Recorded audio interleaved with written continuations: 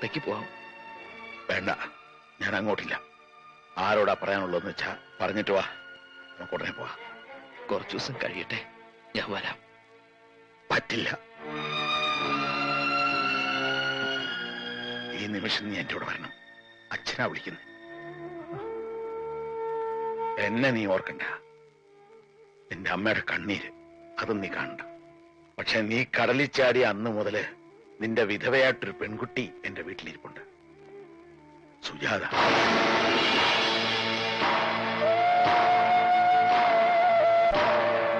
അവളെ നീ ഓർത്തേ പറ്റൂ. അവളുടെ കണ്ണീര് അച്ഛാ, നിന്നെ നടക്കാൻ പഠിപ്പിച്ച കൈയായത്. ഇപ്പൊ ഞാൻ യാചിക്കുക, ഈ കൈ നീ വിടരുത്. മോൻ അച്ഛന്റെ കൂടെ വരണം. ഉണ്ണി, ഞാൻ പറഞ്ഞിട്ടില്ലേ നമ്മുടെ കൽക്കട്ടയിലെ സർവാജി? ഹലോ. ആ, എന്താ ഇത്? ചടങ്ങുകളൊക്കെ തുടങ്ങാറായില്ലേ? വേഗം വാ.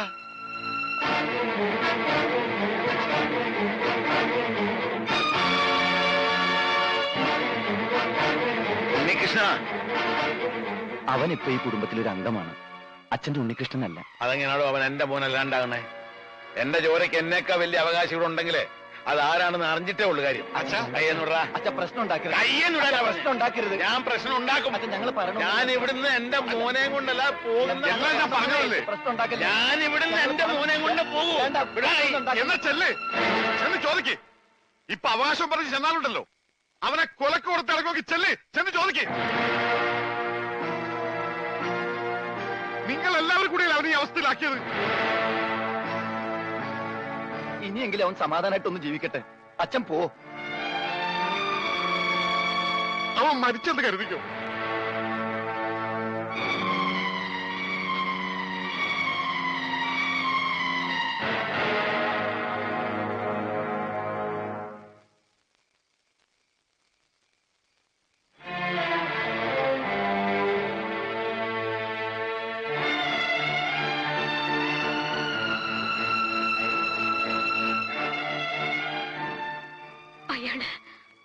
അയാള് പറഞ്ഞ സത്യമാണോ? നമ്മുടെ ഉണ്ണി മരിച്ചവര് തിരിച്ചു വരില്ല. വരുമെന്ന് കരുതി നമ്മളൊക്കെ വിഡ്ഢികളാ. അതിലേറ്റവും വലിയ വിഡ്ഢിയാരാന്നറിയോ? നീയാ. നീ അവൻ നിന്നെ കല്യാണം ഒന്നും കഴിച്ചിട്ടില്ലല്ലോ, പിന്നെ എങ്ങനെയാ നീ അവന്റെ വിധവയായത്? ഇറങ്ങണം, ഇപ്പൊ ഇറങ്ങണം എന്റെ വീട്ടിൽ. എന്തൊക്കെയാ പറയണത്? ഇനി ഒരു നിമിഷം പോലും ഇവിടെ നിൽക്കാൻ നിനക്ക് അവകാശമില്ല. ഇറങ്ങണം. അപ്പോ താനവനെ കണ്ടല്ലേ? താൻ വിളിച്ചിട്ട് തന്റെ മോൻ വന്നില്ല അല്ലേ?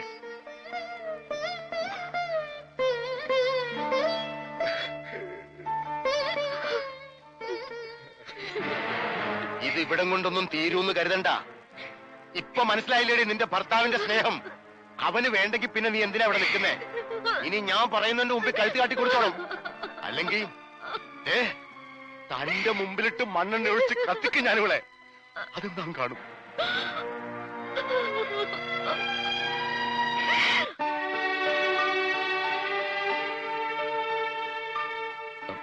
ഞാൻ വീട്ടിലേക്കൊന്ന് പോവാ.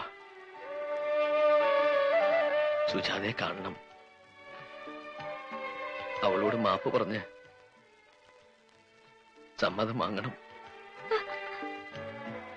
വരും, തിരിച്ചു വരും. നീ എനിക്ക് വേണ്ടി പ്രാർത്ഥിക്കണം.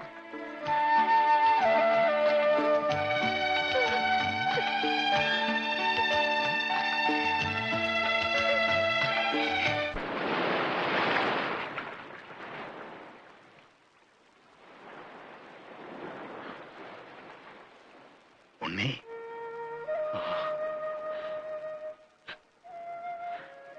മോനെ. ഞാൻ വന്നല്ലോ, എന്റെ പൊന്നുമോനിങ്ങി വന്നല്ലോ. ഓർക്കണം, ഈ പാപമൊക്കെ ഞാൻ എവിടെ കഴിയിക്കളയെന്ന് എനിക്കറിയില്ല. അച്ഛനോട് ഓർക്കണം. ഒന്നും പറയണ്ട. നിന്നെ മനസ്സിലാക്കാൻ ഇപ്പോഴെങ്കിലും എനിക്ക് കഴിഞ്ഞില്ലെങ്കിൽ അച്ഛനെന്ന് പറയാനുള്ള യോഗ്യത ഇല്ലാണ്ടാവും. വാ, വീട്ടിൽ വാ. ഒരു നിമിഷം നേരത്തെ നിന്നെ കണ്ട അത്രയും നേരം കൂടെ ആയുസ് കിട്ടുന്ന 2 പേരുണ്ട്. വാ.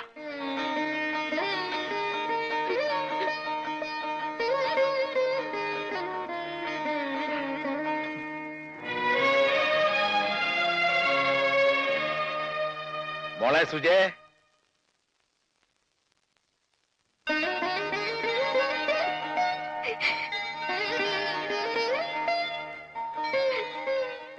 മോളിത് ആരാന്ന് നോക്കിയേ. നിന്റെ തപസ്സിന്റെ ശക്തി കൊണ്ട് മാത്ര ഇവനെ നമുക്ക് തിരിച്ചു കിട്ടിയത്. മോളിങ്ങി വന്നേ.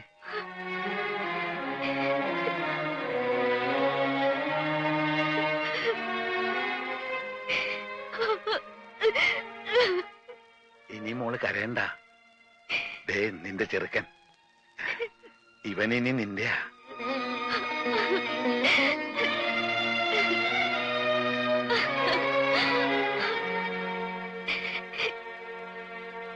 മോനെ, ഇനി എന്റെ പൊന്നുമോൾ ഒരു നിമിഷം പോലും ഇങ്ങനെ ഇരുന്നൂടാ. നീ ഈ സിന്ദൂരം അവളുടെ നെറുകി തൊടുവിക്ക്.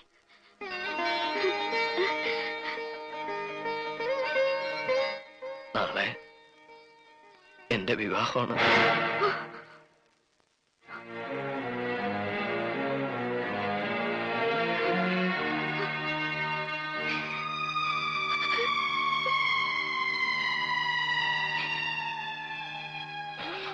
ഒന്നും മനഃപൂർവ്വമല്ല. എല്ലാ കടങ്ങളും വീട്ടാൻ, നിങ്ങൾ എല്ലാവരും സുഖമായിട്ട് ജീവിക്കാൻ ഞാൻ എന്റെ അവിടെ വിറ്റിരിക്കുക. ഇപ്പോ ഞാൻ ഇവിടുത്തെ അല്ല, അവരുടെ. മോനെ, ഇവള് നീ എന്തെങ്കിലും തിരിച്ചു വരുമെന്ന് കരുതി കാത്തിരിക്കുന്നവളല്ല. മരിച്ചെന്ന് കരുതി എല്ലാ സുഖങ്ങളും ത്യജിച്ച് നിന്റെ വിധവയായിട്ട് കഴിയുന്നവളാ. അവിടെ കണ്ണീരി കുടുംബത്തിൽ വീണ ദൈവം പോലും പൊറുക്കില്ലടാ. നിന്റെ അച്ഛനെ അമ്മയെ പാവം പെങ്കൊച്ചിനെ ഒക്കെ മറന്നിട്ട് ഏത് കട ഉണ്ണി നീ വീട്ടാൻ പോണേ? എന്തൊക്കെ നീ നേടാൻ പോണേ? ഇങ്ങനെ ഒരാൾ ഇവിടെ കാത്തിരിപ്പുണ്ടെന്ന് പറഞ്ഞ അവര് സമ്മതിക്കില്ലേ?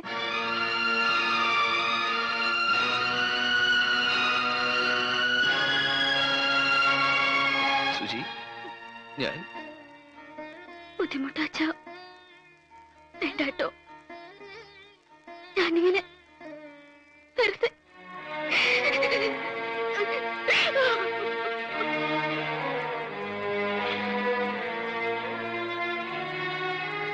ഉണ്ണി, നിനക്ക് എന്താ വേണ്ടെച്ചാ ചോദിച്ചോ. എനിക്കുള്ളതെല്ലാം ഞാൻ വിറ്റു പെറുക്കാം. തെരുവിലിറങ്ങി പിച്ചെടുക്കേണ്ടി വന്നാലും നീ ചോദിക്കുന്നത് ഞാൻ തരാം. നീ എന്റെ മോളെ വിട്ടു പോകരുത്. പോകാൻ ഞാൻ സമ്മതിക്കില്ല. ഞാൻ സമ്മതിക്കില്ല.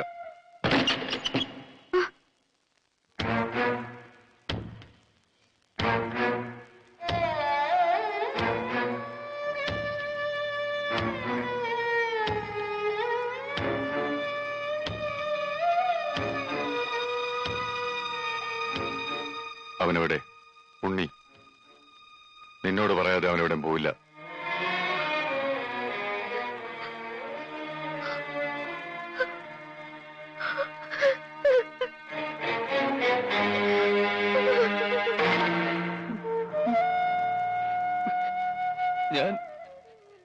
ഞാനിപ്പോ എന്താ ചെയ്യേണ്ടത്? പഞ്ചാബികളെ ഇങ്ങോട്ട് വരുത്തരുത്. എന്തായാലും അങ്ങോട്ട് ചെന്നേ പറ്റൂ. നീ ഒന്നും ആലോചിക്കണ്ട, വണ്ടിയിലോട്ട് കയറി. നീ കേറ്. കേരള ഇവിടെ കേറാനല്ല എന്നോട് പറഞ്ഞത്. നീ കേറിക്കേ. ഇവിടെ കേറ്. ആ വണ്ടി വിട്ട്.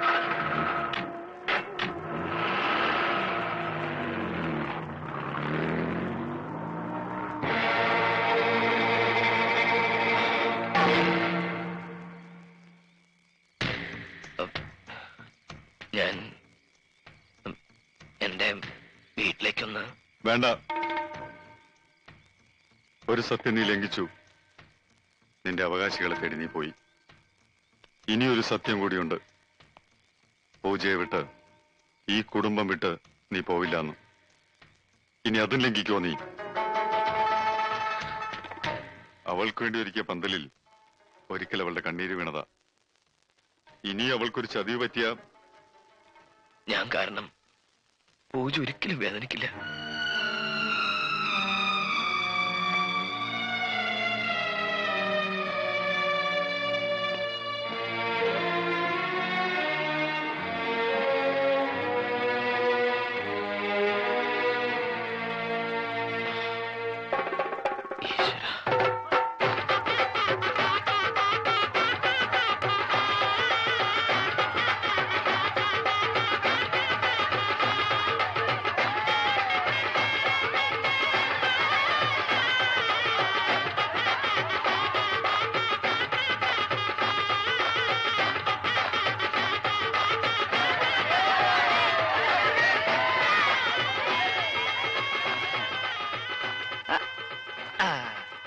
ഇതെന്റെ വക ഒരു സമ്മാന, ഒരു മോതിരം. ഇത് നിന്റെ വിരലിൽ കേറില്ല, അത്രക്ക് ചെറുതാ. നിനക്കൊരു കുട്ടി ഉണ്ടാവുമ്പോ അതില്ല. എന്നെ കൊണ്ട് അത്രേ കഴിയുള്ളടാ. നമസ്തേ, അങ്ങോട്ടിരിക്കാം. കല്യാണം നടന്നോ? നടക്കാൻ പോണേ ഉള്ളൂ. നടക്കാൻ പോണ ഇപ്പഴാ? നടക്കാനൊക്കെ പിന്നെ പോവാന്ന് പറ. ആദ്യം കല്യാണം നടത്താൻ നോക്ക്. ഇതും കൂടെ നടന്നില്ലേ പിന്നെ ഇതും പറഞ്ഞ് എനിക്ക് ഇതിന്റെ പുറകെ നടക്കാൻ പറ്റൂല. നടക്കാ, നീ ആടാ നടരാജനാ. ജലന്ധറിലെ കച്ചവട രാജാക്കന്മാർ ഒരാളാ മിസ്റ്റർ ജോഗീന്ദ്ര സിംഗ്.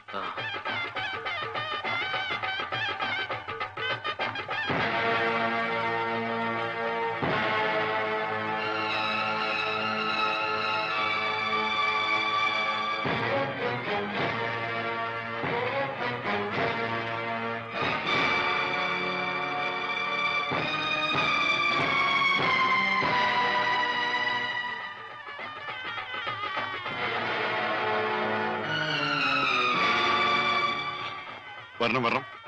ഉണ്ണി, ഇത് എന്റെ അച്ഛനാ.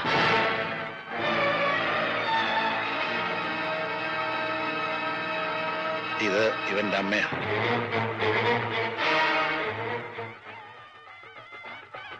നിർത്തൂ. ഇത് ഇവന്റെ പെണ്ണ, ഇവന്റെ മുറപ്പെണ്ണ്. ഇവക്ക് വേണ്ടിയാ ഞങ്ങൾ വന്നത്. എന്റെ മോനെ അങ്ങ് തിരിച്ചു തരണം. തിരിച്ചു തരാനും? അതെ, ഞങ്ങൾക്ക് അവനെ തിരിച്ചു തന്നേ പറ്റൂ. എന്തൊക്കെ പ്രശ്നം ഉണ്ടായാലും ശരി, ഞങ്ങൾ ഉണ്ണിയം കൊണ്ടേ പോകൂ.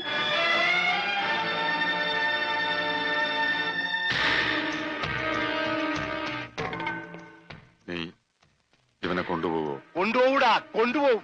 എന്താ സംശയം? കൊള്ളപ്പൊന്നി, എന്റെ പെങ്ങളുടെ കല്യാണം മുടക്കിയിട്ട് നീ അവനെ കൊണ്ട് പോവോ? തന്നെ കെട്ടാൻ വേറെ ആളെ കെട്ടിയില്ലേ നിന്റെ പെങ്ങളെ കളകിക്കൂട്ടെ തള്ളടാ.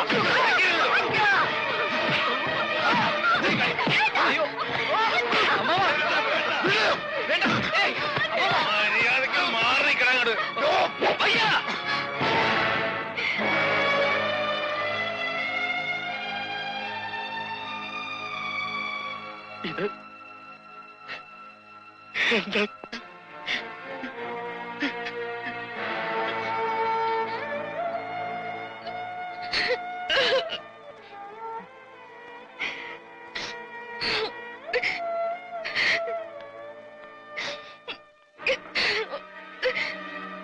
വിട്ടുകൊടുക്കില്ല.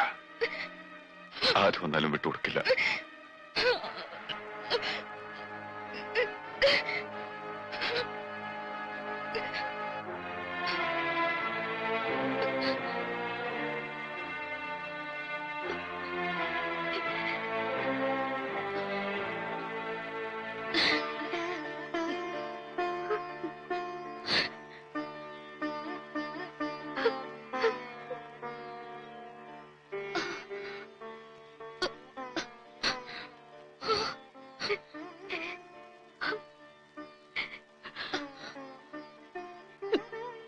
മോളെ ഞങ്ങളോട് ക്ഷമിക്കണം.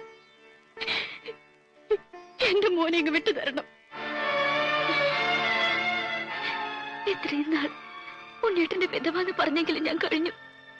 ഇനി ഞാൻ എങ്ങനെ കഴിയേണ്ടത്?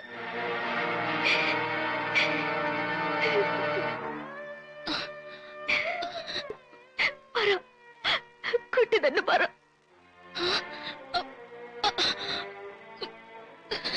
അവൾക്കൊന്നും പറയാൻ കഴിയില്ല. ഓമയ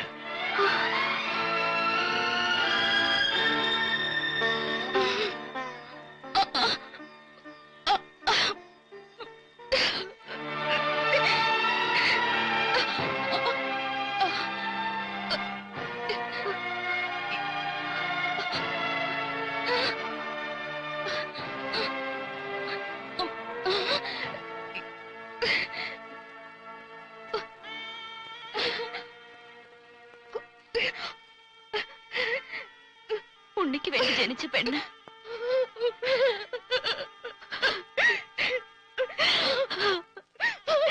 ഞാനല്ല.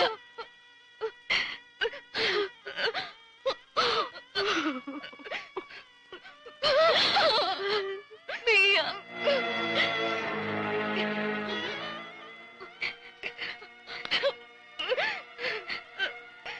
ഞങ്ങൾക്കിടയിൽ ഒരു തടസ്സമായിട്ട് ഞാൻ വരില്ല.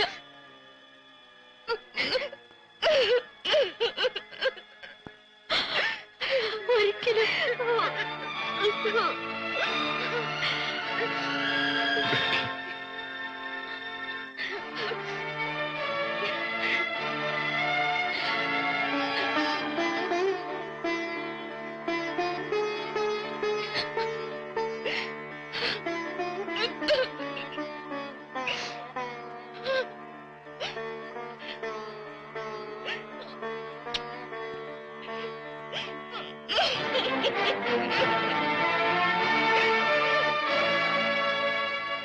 വയ്യ. ഒരാളുടെ കണ്ണീര് വീഴ്ത്തിയിട്ട് ഈ വീട്ടിലാരും സന്തോഷിക്കാറില്ല. ജീവനും ത്യാഗം ചെയ്യുന്നവരാ പഞ്ചാബികള്. ആ രക്തമല്ല അവൾക്കും. അവളും ത്യാഗം ചെയ്യട്ടെ.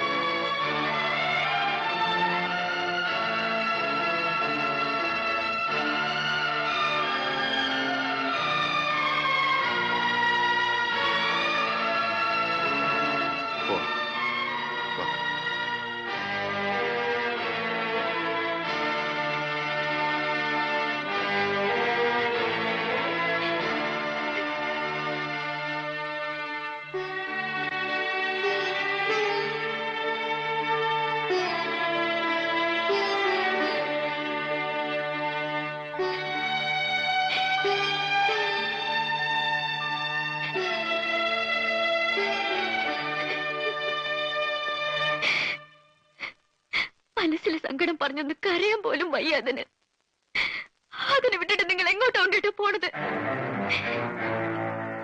ഈ കുടുംബത്തിന്റെ മുഴുവൻ ശാപം വാങ്ങിയിട്ട് നമുക്കൊന്നും നേടണ്ട. ഉണ്ണിയേട്ടനെ ഞാൻ ശപിക്കില്ല. ഞങ്ങൾ ആരും ശപിക്കില്ല.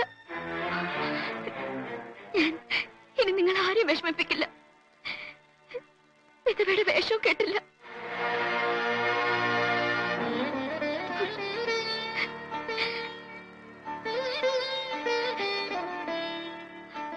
ആ മിണ്ടാപ്രാണിക്കൊരു ജീവിതം കൊടുത്ത എന്റെ മനസ്സിൽ ഉണ്ണിയേട്ടൻ ഇനിയും വലുതാവുകയുള്ളൂ. നിറഞ്ഞ മനസ്സോടെ ഞാനീ പറയണം.